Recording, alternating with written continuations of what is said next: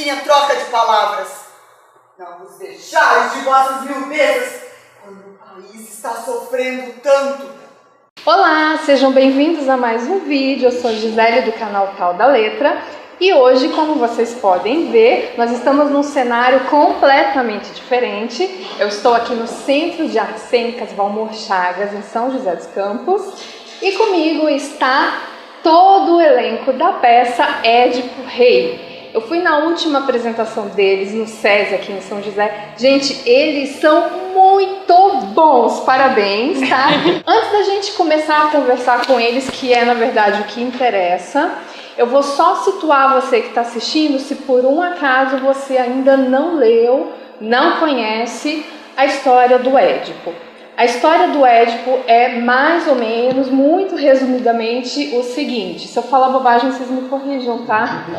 O Édipo, na verdade, é uma trilogia escrita pelo, talvez, um dos maiores autores ou mais conhecidos autores de tragédia grega, que é o Sófocles, que dá um trava-língua, né? Fala rápido. Sófocles. Dá trava-língua, né? É bom pra treinar Fala. a articulação. Quando vocês tiverem que apresentar, começa a falar. Sófocles.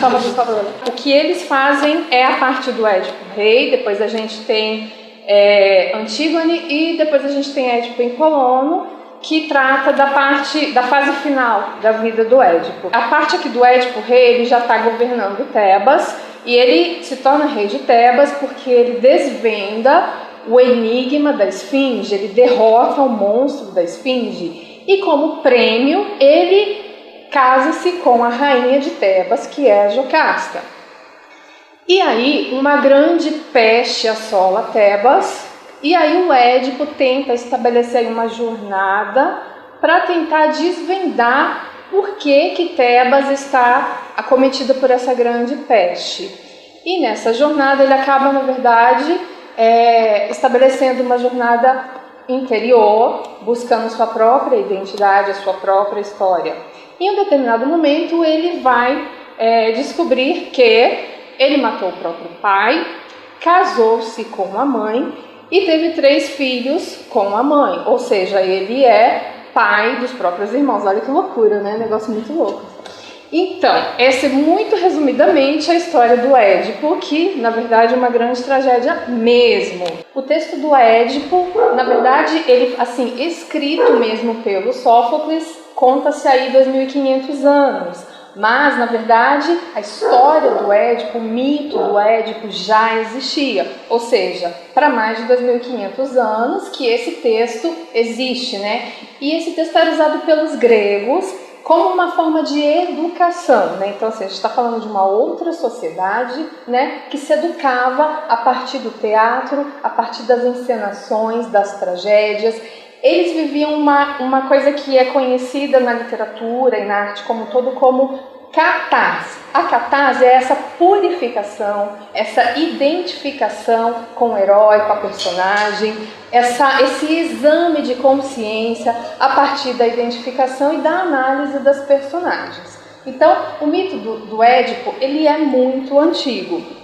E aí eu gostaria de perguntar, quem quiser responder, se manifeste por favor, esse texto tão antigo, né, e ao mesmo tempo tão novo, o que vocês acham assim que faz com que esse texto, mais de 2500 anos depois, continue sendo encenado e vai continuar sendo encenado durante as próximas gerações? O que vocês acham que acontece? Eu acho que tem várias coisas aí que fazem com que o Édipo continue sendo encenado. A essência dele ainda é a essência do ser humano, né? Que é a busca em se conhecer. Isso eu acho que é o principal. O Édipo é uma personagem que, incansavelmente, ele busca se conhecer. E as pessoas, mais do que nunca, estão nessa mesma busca. Então eu acho que isso é um ponto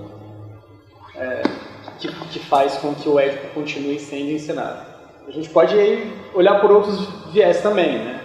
A gente for pensar em política, por exemplo, também. Enfim. O Édipo, inclusive, ele pode ser encenado com diversas visões. Ele pode ter a visão da investigação, ele pode ter a visão religiosa, ele pode ter a visão freudiana, ele pode ter essa visão do político, ele pode, mas assim, o fato é que é um homem em busca de si mesmo, né?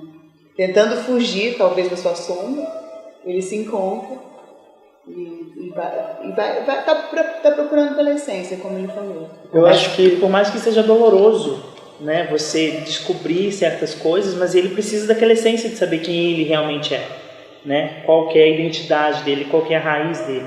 E isso, de uma certa forma, nós também, às vezes, fazemos isso, né? A procura sempre incansável da nossa própria identidade. Porque muitas das vezes as coisas vão acontecendo na nossa vida e, entre aspas, uma sociedade que talvez vai moldando você, mas você tem a sua natureza, de onde você veio, enfim. E eu acho que, na verdade, o Thiago falando isso, eu fico pensando que o ser humano, ele tem essa natureza de busca, mas eu acho que ele tem alguns processos de se acomodar também e de parar as buscas, né? Eu acho que o Édipo, ele transcende as épocas, assim, como uma obra literária até, né? E que vem para o palco, mas como tantas outras que existem nela seres que são muito maiores do que a gente, assim, né? Quando a gente fala de Édipo, a gente fala de Hamlet, são seres maiores e essa busca nessa história é uma busca que ele abre uma porta, ele vê que pode não ser bom, ele podia fechar a porta e voltar atrás e parar a busca, mas ele não para a busca. Ele percebe que vai dar alguma coisa, não vai feder. E ele continua a busca, ele não para a busca, porque ele sabe que, quando ele percebe que pode dar algum problema para ele, às vezes o ser humano, às vezes a gente faz isso, quando a gente percebe que pode nos afetar de uma maneira muito dolorosa, a gente freia a busca, né? E eu acho que são seres são seres para serem estudados por muito tempo, né? E alguém pega um desafio de fazer um personagem como esse, é muito duro, assim. Imagino que seja muito duro. Eu desfrutava mais da autoprestígio até se dar um caso tão estranho que nem devia preocupar-me tanto. Num banquete, um convívio embriagado lançou-me no rosto que eu não era filho dos meus pais. Meu pai e minha mãe se enfureceram contra o homem e a reação deles me aliviou. Mas no íntimo aquilo ficou a se alastrar em mim cada vez mais. Então eu fui a Delfos. Lá o oráculo me disse uma porção de coisas cheias de dor, de tragédia e de luto. Disse que eu estava destinado a ir para a cama com minha mãe, que teria uma prole abominável, que seria o assassino daquele que me gerou. Quando escutei isso, decidi ir para longe de Corinto. E o meu caminho me levou até o local onde disse que lá estou morto. Quando ia chegando até o encontro das 3 grandes estradas, topei pela frente um arauto, e sobre uma viatura, um varão como que descreveste. Que vinha à frente o próprio velho, que queriam que por força eu me arredasse. E eu, tomado de raiva, o rei que me atacava, o guia, e o que estava no carro, esperou o momento em que eu passava e me deu na cabeça uma pancada com todo o peso do aguilhão dobrado. Foi pago em dobro.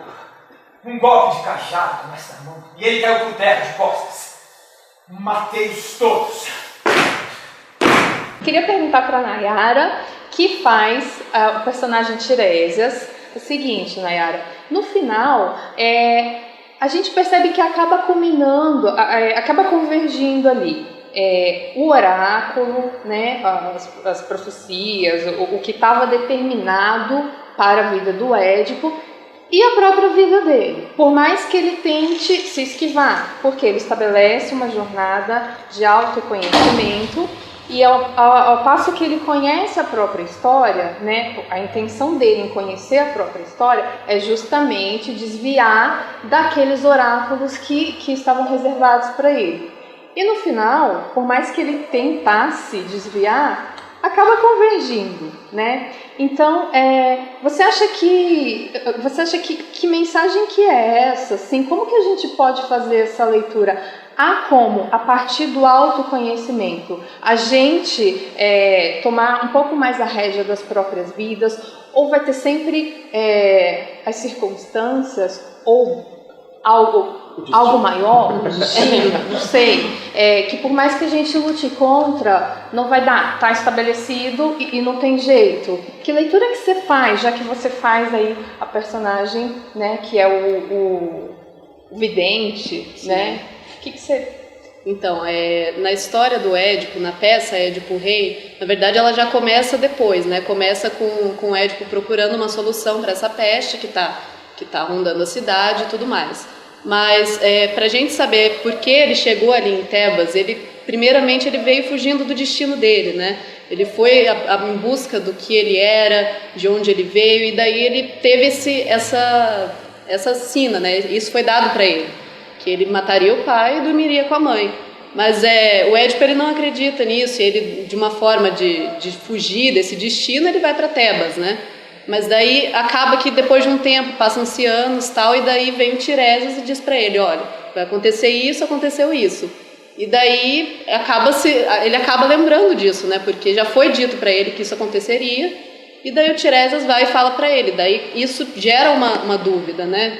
Isso gera um desconcerto, porque para resolver esse problema da peste ele teria que voltar, ele teria que olhar para ver quem são os assassinos de Laios, né?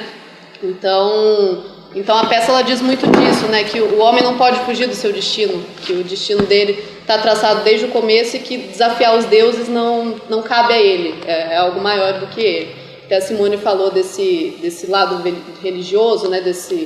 Dessa rota religiosa, porque no Édipo as pessoas não conseguem fugir do seu destino, né? A própria Jocasta, ela desafia os deuses o tempo todo, mas daí acaba que a profecia se cumpre e é isso que está destinado para ele, né? É isso que está destinado para a cidade. E como que a gente recebe isso hoje, assim, né? Como vocês acham que a gente pode receber essa coisa de não dá para fugir do destino, tem algo, né? Hoje, 2017. Eu fiquei curioso, na verdade, fiquei com vontade de ouvir a Nayara falando, porque eu sei mais ou menos a opinião dela. Se ela acredita nesse destino, eu queria ouvir porque eu sei mais ou menos a opinião dela. Se ela acredita que o homem não pode fugir do destino dele. Isso é uma coisa que a gente estava conversando hoje, porque eu não vejo assim. Né? Eu não vejo como essa coisa do destino. Eu acho que tinha essa questão da religiosidade na época, né? Que foi escrita a peça. Eu acho que Sófocles teve ele deu uma importância muito grande para isso, porque era uma questão da época também, que é totalmente diferente de hoje, né? Mas eu não vejo assim como, não em relação à peça, né? Porque foi escrita por Sófocles e ele não está aqui para poder explicar essa parte para a gente. Mas eu não sinto que seja assim. Eu acho que o homem ele tem um livre-arbítrio e ele vai atrás do que ele tem que ir, porque senão ele vai ficar parado e esperando tudo acontecer, né? Mas você acha que o homem pode ser senhor do homem, não tem limite, ele consegue mudar tudo? Senhor absoluto, então, fala. O que fica para mim? Primeiro, uma coisa muito importante. A gente precisa, pelo menos eu precisei me atentar que a relação ser humano e divino era uma lá, em 2.500 anos atrás, e é outra hoje. A palavra deuses, a palavra de divino, a gente tem um estigma nela hoje, e esse estigma não existia. Era uma outra coisa há 2.500 anos atrás. Então, a gente tem que fazer o exercício de falar, opa, do que eles estão falando? Eles estão falando de uma relação humano e divino. Beleza. Aí, um livro que me ajudou é o Sagrado e Profano, do Ministro Eliade, que fala dos modos de viver, modo sagrado de vida, que é outra coisa hoje, outra coisa. Aí, eu falo, poxa vida, o que eu acho que fica pra gente? Fica, pra mim, o Édipo não se contentou com o que lhe foi posto. Pra mim é isso. O nome dessa peça é Destino, mas ele não se contentou, foi dado isso para você, e ele falou, não, isso para mim é pouco, eu não serei isso que me foi dado. No caso, foi dado a ele o título de assassino do pai, né, e incestuoso com a mãe, né, tal. Ele falou, não aceito isso, quero mais que isso. Se a gente consegue ou não consegue, eu acho que a gente sempre o mistério vai existir, né? A gente, por mais que a gente vá na busca, a existência nunca vai ser totalmente revelada pra gente, né? Tanto que na hora que o menino consegue ver o futuro, não consegue ver a pedra que está na frente, porque fica cego, então nunca está completo mesmo. Mas para mim o que não há escolha é você não pode se contentar com o que te é posto. Para mim esse é o exemplo dessa figura, Não se contenta. Agora, o que põe as coisas pra gente hoje, talvez seja a sociedade, a família, a religião, né? As doutrinas, os dogmas, isso é o que é colocado pra gente. E aí o que o Édipo, pra mim, me ensina é, não se contenta com isso não. Sinceramente, não acho que é uma mensagem tão escancarada. O que chega para as pessoas, né? Às vezes o que mais vai chegar, dependendo da faixa etária, ou dependendo, é justamente a teatralidade da coisa, é o jeito que a gente faz e não o tema, né? A gente foi apresentar numa escola e a maioria das perguntas, a grande maioria, foi sobre como que faz, sabe? Como é legal fazer essa história. E não o conteúdo. O conteúdo, beleza, mas que da hora fazer teatro. Então o que chega, é muito difícil. E o que chega também é uma questão individual, né? Porque o teatro, tem aquela coisa assim, eu vou me identificar, eu vou com alguma coisa que seja o espelho, o meu espelho. Né? Ou alguma coisa que eu estou passando, alguma coisa que seja minha. Ontem a gente teve uma peça aqui que num dado momento eu disparei a chorar, porque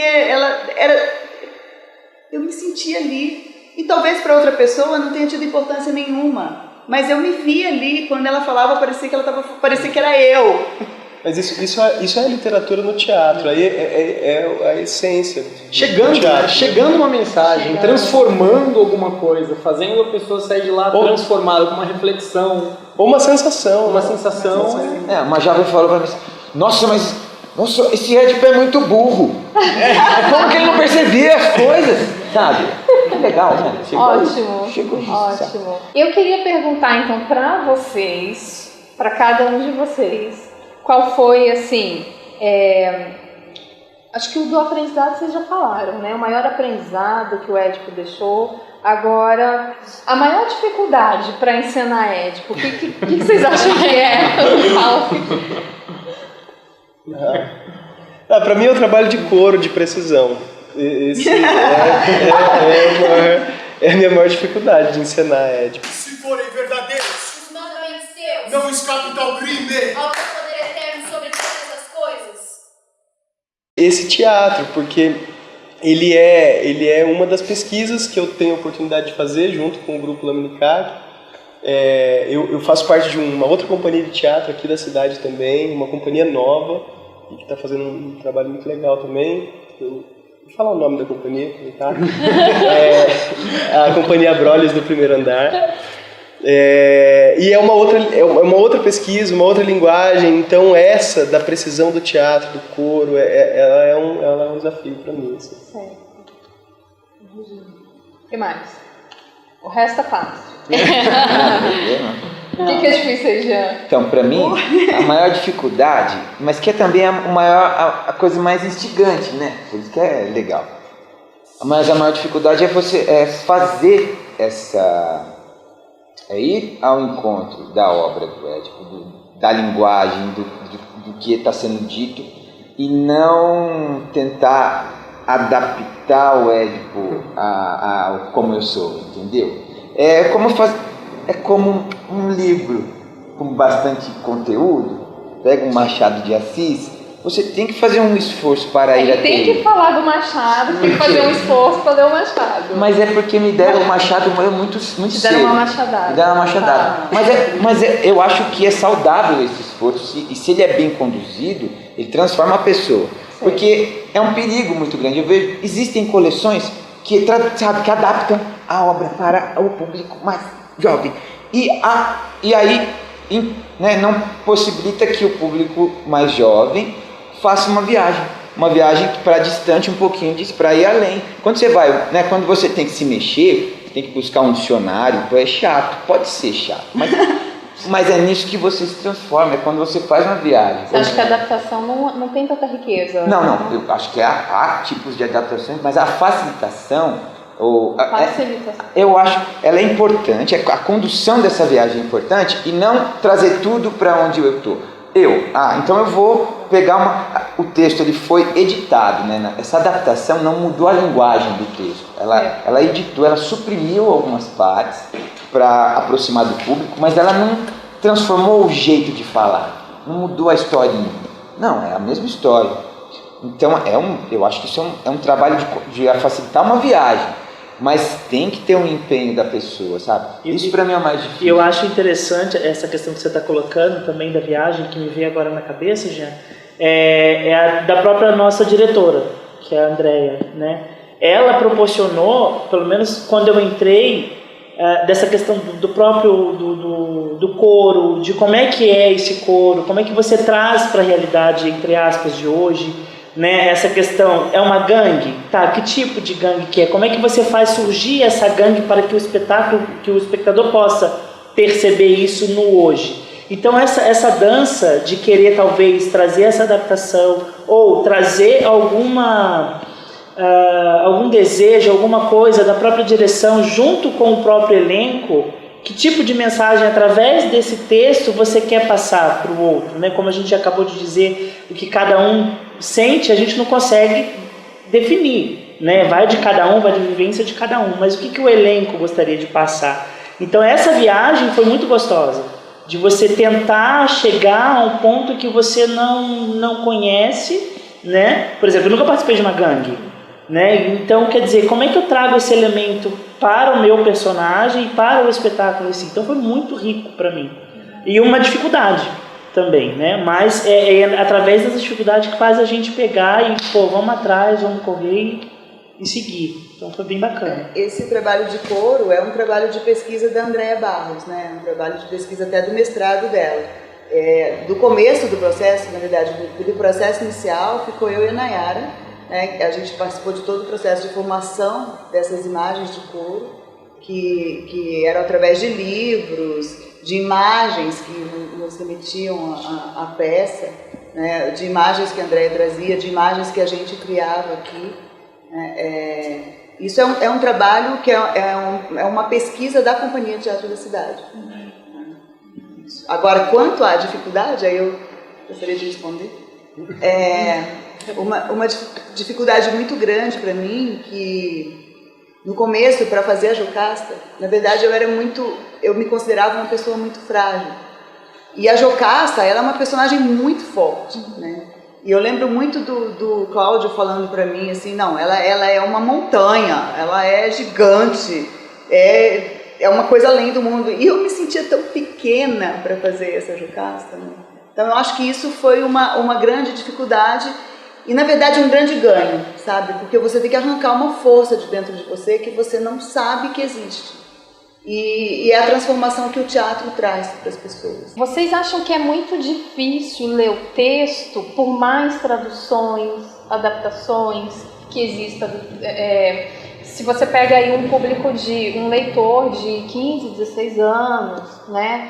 Nas escolas é pedido para ler o Édipo no ensino médio, né? A gente pede, algumas escolas pedem. Então, vocês acham que essa leitura é muito difícil? Porque foi escrito para ser encenado, né? Então, se tem lá um diálogo direto, né? De repente, se tem uma observação lá e entra o velho corcunda, né? Então, não é uma narrativa, né? De um romance. Vocês acham que isso é muito difícil para um leitor mais jovem, essa leitura? Eu acho que é muito uma questão de costume, né? Não é nem que é uma coisa difícil, mas é que a gente se condiciona a ler de uma certa forma, talvez mais mastigada, mais fácil, né? E daí pegar um texto assim que talvez seja dividido em falas, que tem essas indicações de encenação, talvez seja uma coisa que é um estranhamento a princípio, né, pro jovem que pega aquele texto pela primeira vez e se depara com uma estrutura diferente. Talvez seja mais um estranhamento mesmo, porque a gente já fez bastante apresentação para jovens, para as escolas e tal, e na maioria das vezes a galera dispersa, mas muitas vezes também vem um pessoal mais novo e diz, olha, eu gostei de tal coisa, assim, você vê que a pessoa se esforçou assim, para poder entender, né, para poder captar alguma coisa, por mais estranho que seja, por mais diferente do universo dela que seja, mas você vê que chega, de alguma forma acaba chegando, né? Quem falou que saber é sabor? Você deve saber. Vários. Então, porque eu só comia frango de granja, assim, frango da cidade. Aí eu viajei e comi um frango caipira. É mais duro. Então eu estranhei. Mas eu passei uma semana comendo frango caipira. Quando eu voltei a comer o frango da granja, nossa, bagulho sem graça. Sabe que coisa? Aí eu estranhei. E aí eu comecei a apreciar aquela carne com mais fibra, né, com mais consistência. Para mim, uma leitura mais densa, né, é um alimento um pouco, talvez, para quem não está acostumado, é como um arroz integral, que ele é mais, exige um empenho para você digerir aquilo, porque tem mais coisa, né? Ele tem mais coisa, ele é mais denso. Mas não é, é difícil, não sei, eu concordo, é hábito. Você ter o hábito de experimentar novos sabores, experimentar outras leituras, você não tem que gostar só porque é arroz integral, você não é obrigado a gostar, mas você não pôr isso como uma dificuldade, é um hábito. Ótimo, vou usar a metáfora do frango caipira. Como que, pra gente encerrar, queria que vocês convidassem, assim, chamassem as pessoas para assistir, né, falassem da apresentação e chamassem, deixem a mensagem, fazendo o convite para assistir a festa. O Rodrigo é a pessoa mais indicada. Eu queria convidar então a todos. Na verdade a gente não tem um calendário agora para dizer, mas é só acompanhar o grupo Laminicac nas redes sociais, no Facebook, no Instagram, e aí lá sempre é divulgado os horários. Hoje, daqui a alguns minutos, a gente vai estar aqui em cena com o Édipo Rei. Então acompanha a gente, segue a gente no Insta, segue a gente no Facebook para ficar por dentro das próximas apresentações, que terão várias ainda, e a gente espera vocês lá para assistir tudo isso que a gente discutiu aqui e você poder conversar com a gente, falar a sua opinião sobre Édipo Rei. Vamos lá, vem! Eu te espero no próximo vídeo. Tchau, tchau. Não! Pelo guia das hostes celestes, pelo sol, não! Sem bênçãos, sem amigos, morra eu no maior desespero se tiver essa intenção. Mas ante o mal que assola essa cidade, duplica o peso do meu sofrimento. Se o ódio entre dois príncipes ameaça coroar nossa aflição. Eu deixo partir, não por ele, por vós é que consinto. Aonde ele vá, o meu ódio seguirá.